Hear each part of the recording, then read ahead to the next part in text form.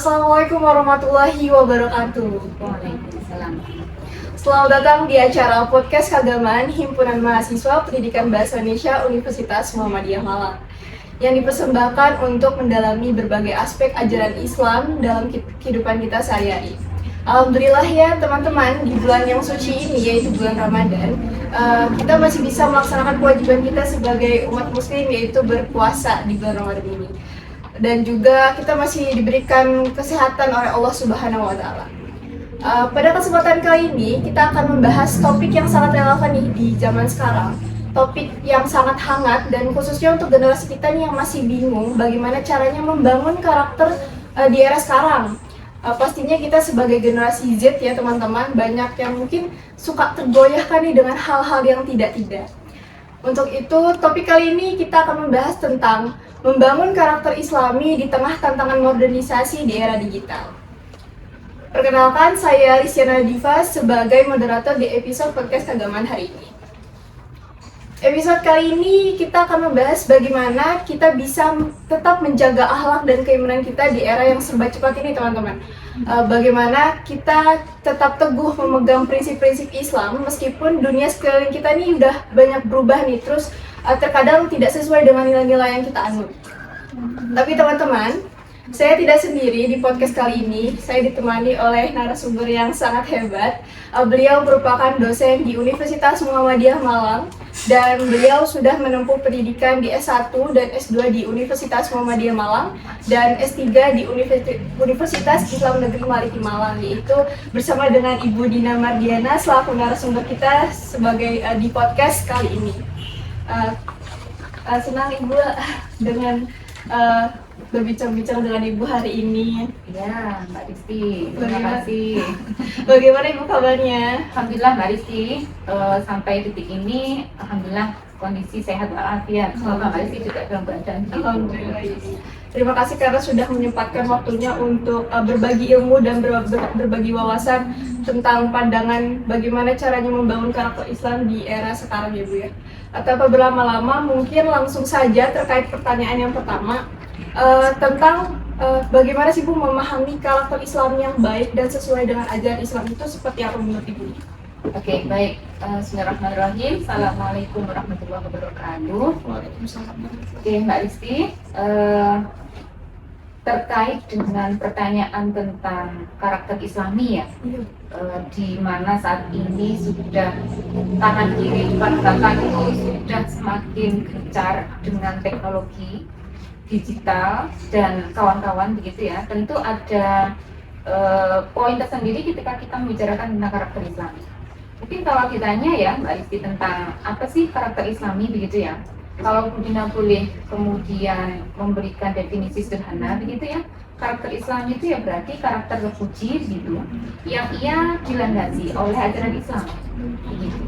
Dilandasi oleh ajaran Islam, kemudian dibingkai pula dengan nilai-nilai keislaman, sehingga dengan kata lain karakter Islam ini merupakan apa ya, wujud refleksi dari nilai-nilai keislaman yang ia terimplementasi dalam perilaku sehari-hari. Kira-kira seperti itu kalau kita menganalisis secara sederhana gitu ya tentang karakter Islam. Begitu Mbak Rizky. Terkait pertanyaan kedua mungkin ya Bu ya. Tantangan apa sih Bu dalam menjaga karakter Islami di era sekarang untuk khususnya generasi sekarang sih? Oke. Baik, sebelum membicarakan tantangan mungkin masih bersambung dengan definisi tadi ya.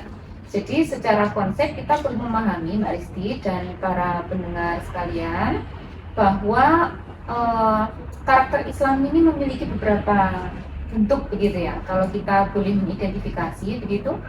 Yang pertama, karakter Islami ini bisa kita wujudkan begitu dalam bentuk yang namanya salimul akidah. Artinya adalah memiliki akidah yang bersih. Itu bentuk yang pertama. Kemudian yang kedua adalah yang namanya sahihul ibadah. Ibadah yang benar begitu.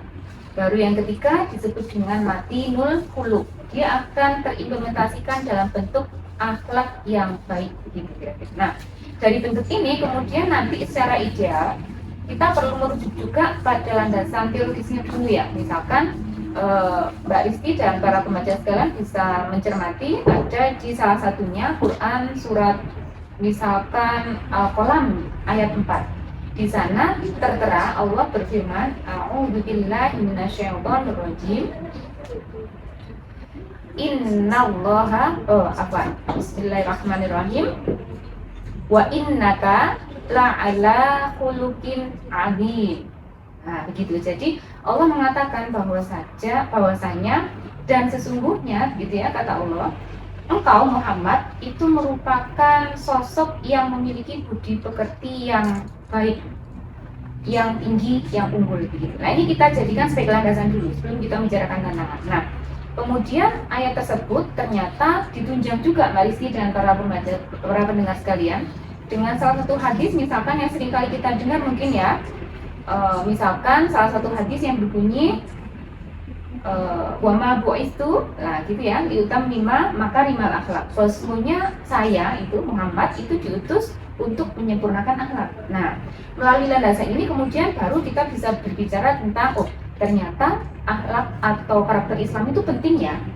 Whenever kan gitu ya, dimanapun, entah mulai zaman Budina dulu atau sampai tadi kata Mbak Rizky generasi Z yang zaman now begitu. Itu perlu menjadi landasan. Nah, berangkat dari landasan ini kemudian kita akan melihat ternyata tantangan Gen Z saat ini untuk bisa menerapkan yang kita sebut karakter Islam itu lebih kompleks Mbak Rizky.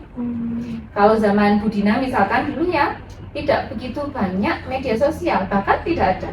Dulu Bina ingat baru bisa memegang HP itu pun Nokia zaman dulu ya, belum ada WhatsApp, Instagram, apapun itu baru ada. Iya, Nokia itu kelas 3 SMA dulu. Nah, begitu.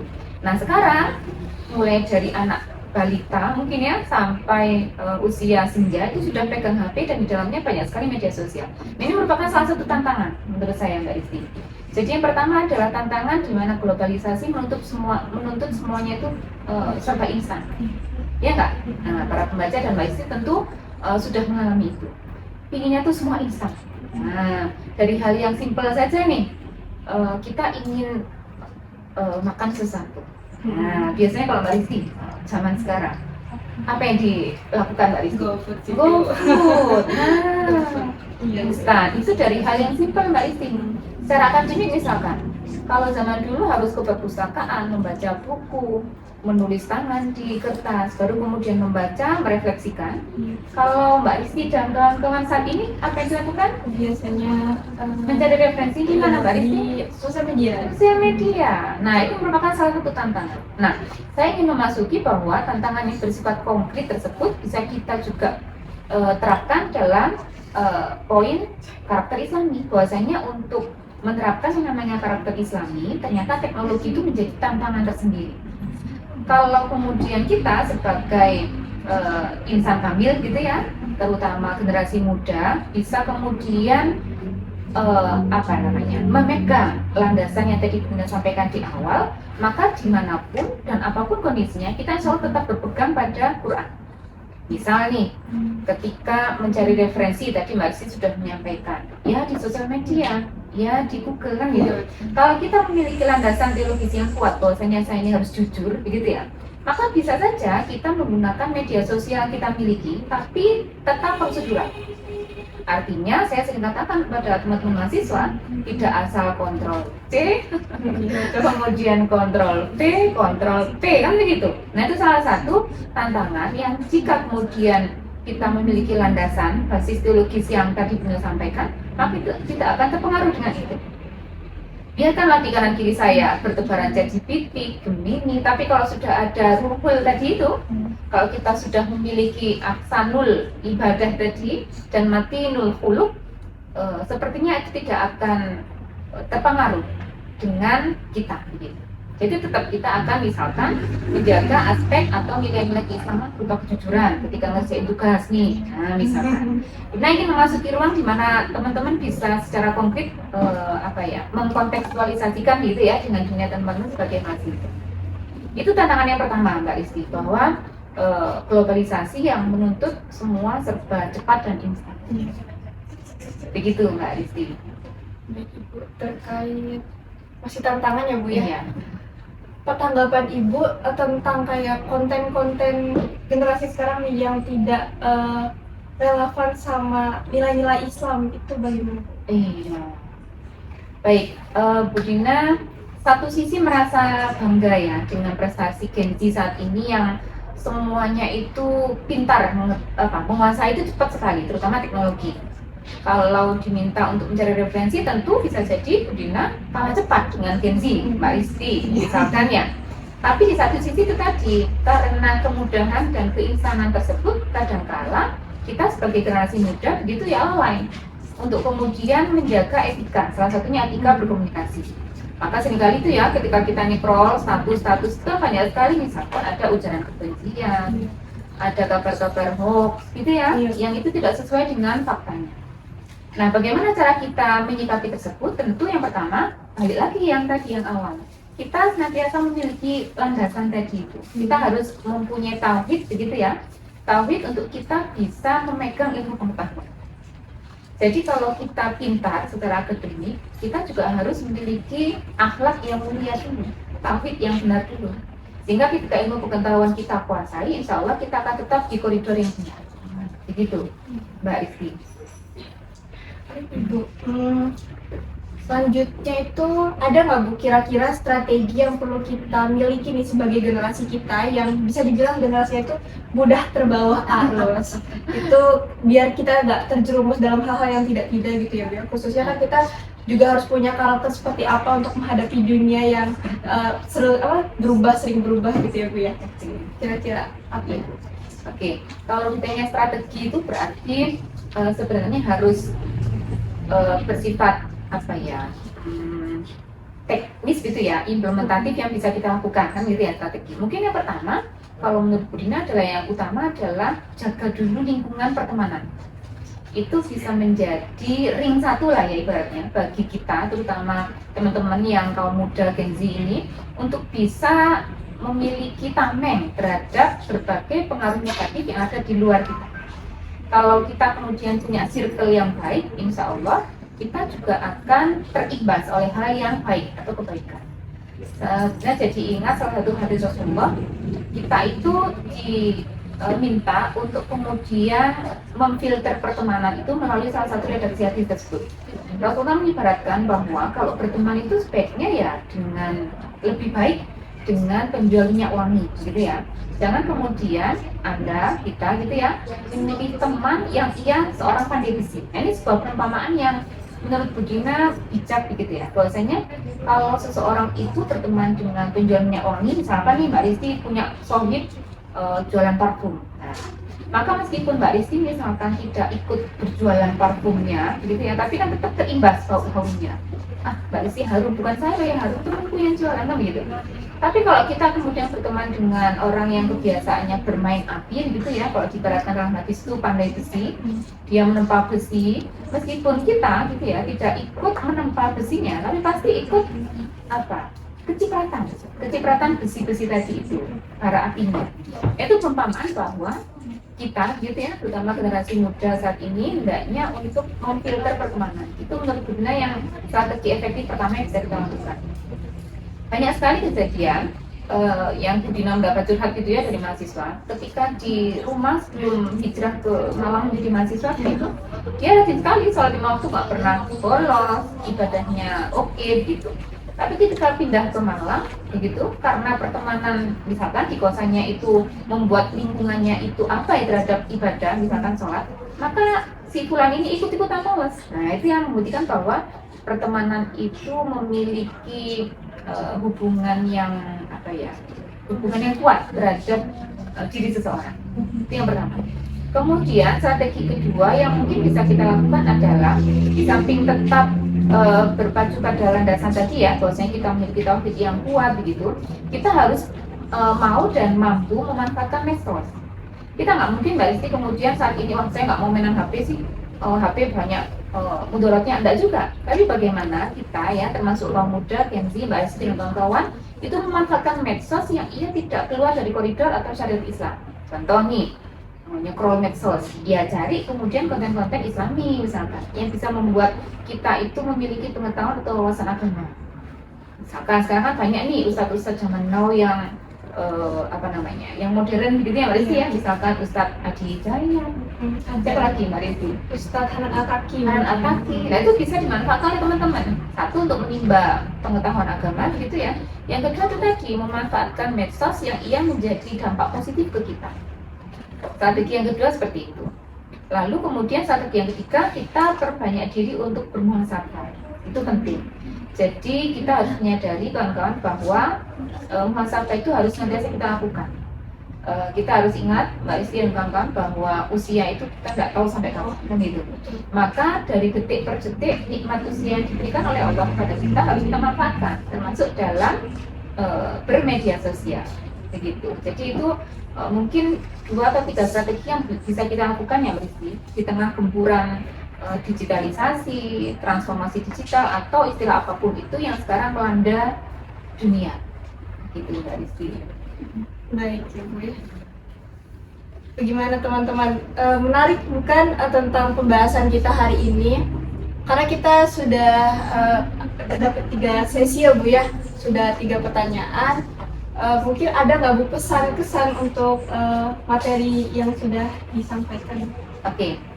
Yang pertama, Bu Dina ucapkan terima kasih ya untuk Mbak Rizky dan kawan-kawan, ada Mbak Titania, Mas Iksan di balik layar itu ya, yang telah memberikan kesempatan kepada saya untuk bisa sharing lah ya pagi ini di forum podcast HMPS Bahtera. Semoga Bu Dina nggak keliru ya Bahtera ya. Semoga dengan forum seperti ini yang pertama bisa digunakan sebagai syiar gitu ya, keagamaan di kalangan mahasiswa begitu, yang ia juga familiar dengan dunia digital. Jadi metode dakwah kekinian lah yang bisa dilakukan oleh teman-teman HMPS dalam mendakwakan Islam. Gitu. Terima kasih. Kemudian kesan Bu Dina menarik ya. Jadi teman-teman sudah memiliki ide kreatif untuk menampilkan satu program podcast gitu ya, tadi sudah dengar sebagai salah satu program gitu dari HMPS Bahtera, dan semoga kegiatan seperti ini bisa berjalan secara kontinu diberi kelancaran gitu ya. Sebelum mengakhiri, benar punya pantun satu nih kayaknya Mbak Rizky. Oke. Ini tadi dadaan sambil menuju ke lokasi nih ya. Iya. Pantunnya seperti ini. Beli tiket kereta dari Malang ke Surabaya. Cakep. Dong teman-teman. Cakepnya Mbak Rizky ya. Di Surabaya mau ke rumah Siti Nurbaya. Cakep. Dalam kesempatan ini mohon khilaf Bu Dina untuk diberikan maaf. Bu Dina doakan semoga HMPS Bahtera semakin jaya. Amin.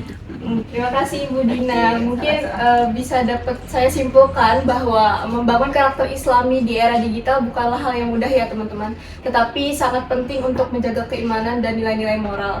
Dengan memanfaatkan teknologi dengan bijak, membangun kebiasaan baik, menjaga pergaulan dan meneladani Rasulullah SAW, kita bisa tetap istiqomah dalam menjalani kehidupan modern tanpa kehilangan identitas kita sebagai seorang Muslim. Untuk itu, terima kasih Ibu atas penjelasannya terkait materi yang sudah disampaikan. Semoga bisa memberikan wawasan kepada teman-teman juga sebagai solusi bagi kita semua untuk menjaga dan memperkuat karakter Islam kita. Terima kasih dan sampai jumpa di podcast selanjutnya.